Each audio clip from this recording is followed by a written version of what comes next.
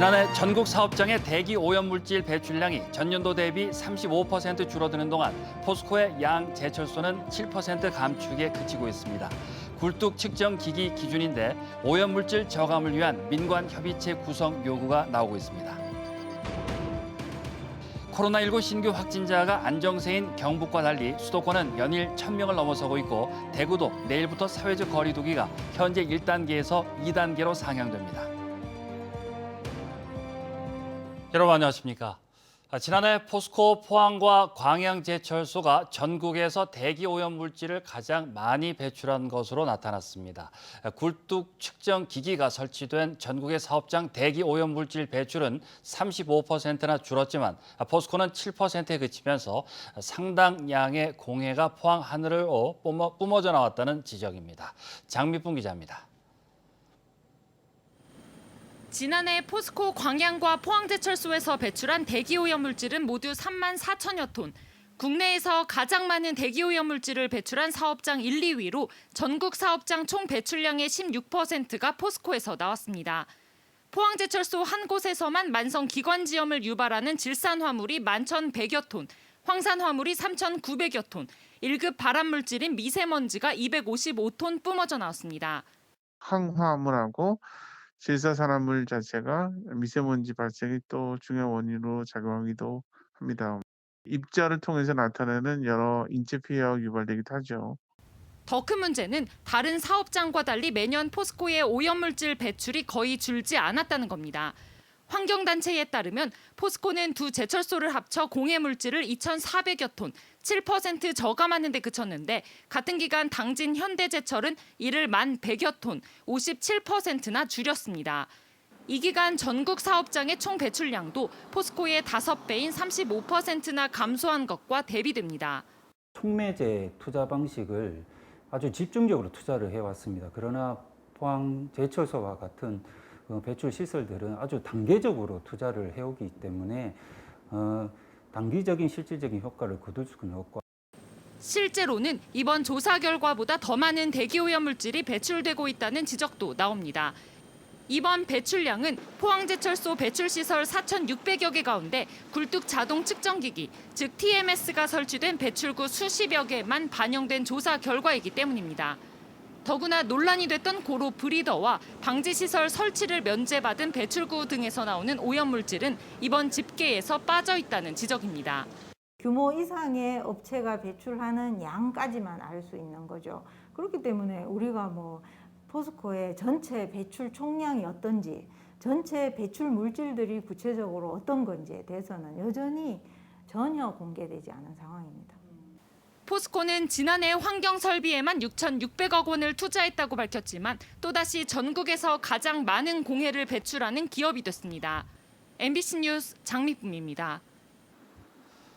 이처럼 포스코 포항 제철소에서 내뿜는 대기 오염 물질은 경상북도 전체 배출량의 83%를 차지합니다.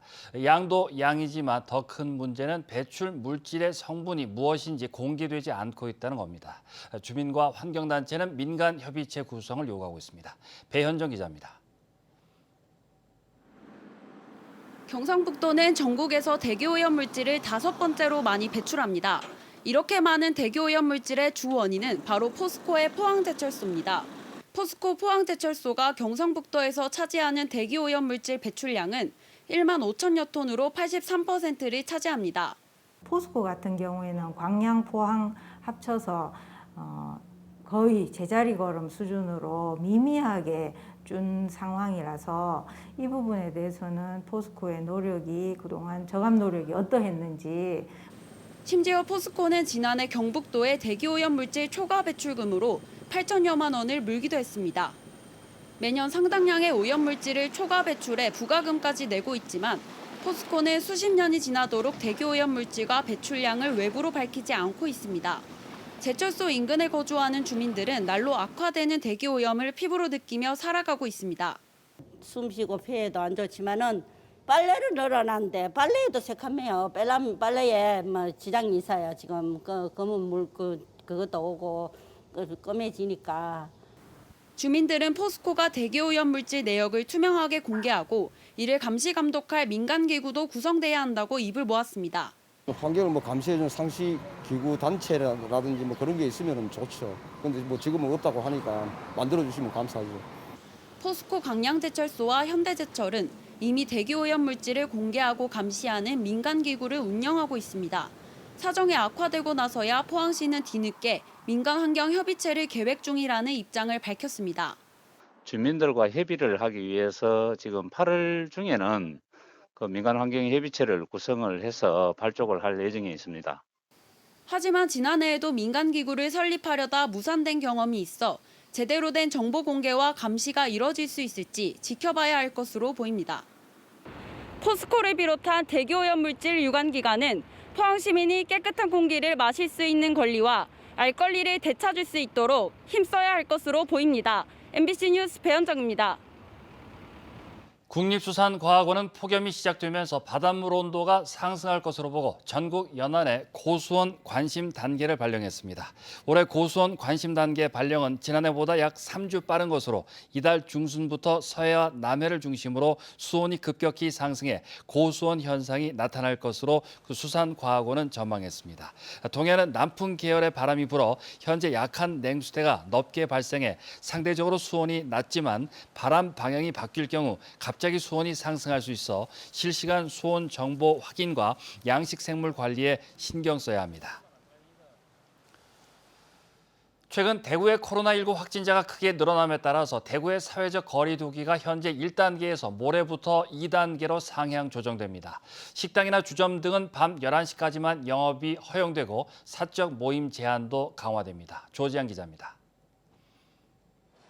모레부터 25일까지 11일 동안 대구의 사회적 거리 두기가 2단계로 강화됩니다.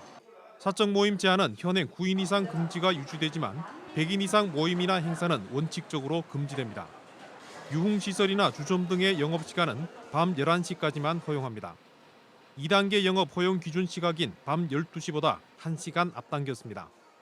식당과 카페는 밤 11시부터 새벽 5시까지는 배달이나 포장 판매만 할 수 있습니다. 유흥 종사자는 PCR 진단 검사를 2주에 한 번에서 일주일에 한 번으로 강화했습니다. 종교시설은 1단계 때 수용인원 50%에서 30% 이내로 제한합니다.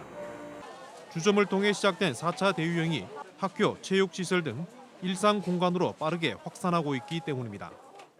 일반 주점과 유흥시설을 통한 감염이 42.9% 이르고 있고 그 외 학교, 사업장을 중심으로 소규모 집단 감염이 지역 전역에 확산되고 있는 상황입니다. 백신 접종을 하고도 감염되는 돌파 감염이 잇따르면서 사적 모임 인원 제한에 제외됐던 접종자도 제한 인원에 포함시키기로 했습니다. 우리 지역에서도 어저께도 어떤 병원에서 백신을 다 접종을 받았는데도 불구하고 2사람의 병원 종사자가 감염이 되었습니다. 이게 돌파 감염인데요. 전파력이 기존 바이러스보다 2배 이상 강한 델타 변이도 대구에서 8건이 확인됐습니다. 방역당국은 4차 대유행은 활동량은 많지만 백신 접종은 하지 않은 20, 30대를 통해 주로 발생하고 있다며 음주나 야외 활동 자제를 당부했습니다. MBC 뉴스 조재환입니다. 해병대 1사단과 해군 6전단, 육군 54단 등 경북 동해안에 주둔한 군 부대가 외박과 면회를 다시 통제하고 휴가도 축소합니다.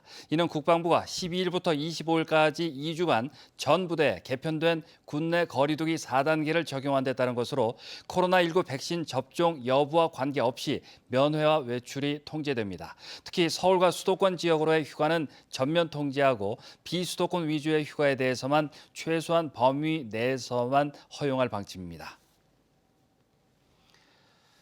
도쿄올림픽 개막이 다음 주 금요일로 바짝 다가왔습니다. 코로나의 방사능까지 걱정거리가 한두 가지가 아니지만 선수들은 개막을 기다리고 있는데요. 이번 올림픽에는 경북 소속 선수와 지역 연고 선수 그리고 지도자도 참가해 활약을 펼칩니다. 김건엽 기자입니다. 올림픽 메달을 따는 것보다 더 어렵다는 양궁 태극마크를 예천 경북 1고 김재덕 선수는 1위로 따냈습니다. 올림픽 개막 기준으로 만 17세 3개월인 김재덕은 메달을 획득하면 역대 남자 양궁 최연소 메달리스트가 됩니다.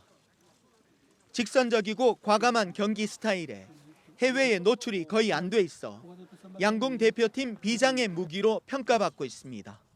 도쿄올림픽을 위해서 끝까지 훈련을 매진할 것이고 한 발 한 발 집중해서 끝까지 잘해보겠습니다. 여자 수영의 간판 김서영 선수도 도쿄에서 새 역사를 준비하고 있습니다.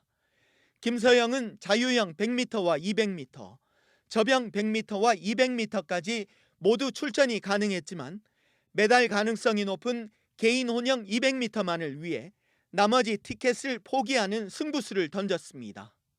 제 기록을 깨는 걸 목표로 운동하려고 하고 있어요. 평형이랑 자유형에서 마지막에 더 힘을 쓸 수 있는 그런 수영을 만들려고 집중하고 있어요.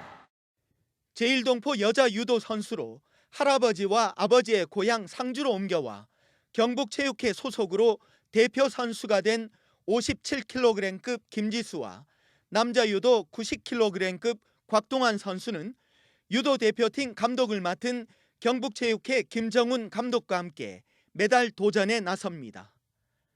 역압순 강초연의 계보를 잇는 울진군청 소속 권원지 선수도 공기소총에서 메달 사냥에 나섭니다. 포항 스틸러스 소속의 송민규와 안동고 출신의 대구FC 정승원, 상주 용운고 출신의 골키퍼 송범근도 두 번째 남자 축구 메달 획득에 도전합니다.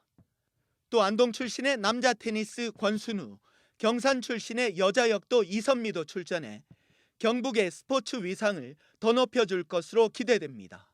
MBC 뉴스 김건엽입니다. 포항시청 앞 광장 안내실이 24시간 운영되는 비대면 민원숍으로 새 단장했습니다. 포항시는 그동안 유명무실하던 시청 안내실을 리모델링하고 무인 민원 발급기를 설치해 주민등록 등초본 등 90종의 민원 서류 발급과 은행 ATM기를 통한 공과금 수납 등 서비스를 제공하고 있습니다. 또 맞벌이 가구, 1인 가구 등 낮 시간대 택배 수령이 어려운 주민들을 위해 무인 택배 보관함도 설치해 시민 누구나 이용할 수 있도록 했습니다. 경주시는 황성공원에 13세 이하 어린이들을 위한 물놀이장을 개장해 다음 달 29일까지 운영합니다. 황성공원 어린이 물놀이장은 2,500제곱미터 면적의 물놀이 시설과 샤워실, 그늘막 등을 갖추고 있습니다. 물놀이장은 코로나19 방역을 위해 하루 3회로 나뉘어 운영되며 각 회당 200명까지 입장을 제한합니다. 포항 지진 피해가 컸던 장량동의 공동체 복합시설 건립이 추진됩니다. 이 시설은 지진 피해 지역 주민의 심리 상담과 건강, 복지, 돌봄, 문화 등의 서비스를 제공한다는 포항 지진 특별법에 따른 것으로 어린이 영어 도서관과 동아리실, 공동 작업장, 가족 체험 시설 등이 갖춰집니다. 지진 피해가 가장 컸던 흥해읍에는 공공도서관과 어린이집, 복합 커뮤니티 센터, 북구보건소 등 피해 주민 지원을 위한 시설 건립이 추진되고 있습니다. 일본이 올해 방위백서에서 또다시 독도 영유권을 주장한 것에 대해 경상북도가 오늘 긴급 성명을 내고 강력하게 규탄했습니다. 경북도는 일본이 방위백서를 통해 독도를 일본의 영토라는 터무니없는 주장을 17년째 되풀이하고 있다며 일본 정부는 독도에 대한 부당한 주장을 즉각 중단하고 과거 침략 사실에 대한 반성과 진정한 사죄로 미래지향적인 한일 관계로 나아가기를 촉구한다고 밝혔습니다. 여름철 식중독 사고 예방을 위해 경북 동해안 바닷가 주변 횟집과 수산시장에 대한 위생 점검이 강화됩니다. 경북도와 대구지방식약청, 시구는 합동 점검반을 꾸려 다음 달 18일까지 업소별 위생 점검과 현장 검사에 나섭니다. 점검반은 수산물과 취급자까지 위생관리 실태를 살피고 식약청의 신속 검사 차량을 활용해 횟집 수족관 물이 비브리오균에 오염됐는지 확인할 계획입니다.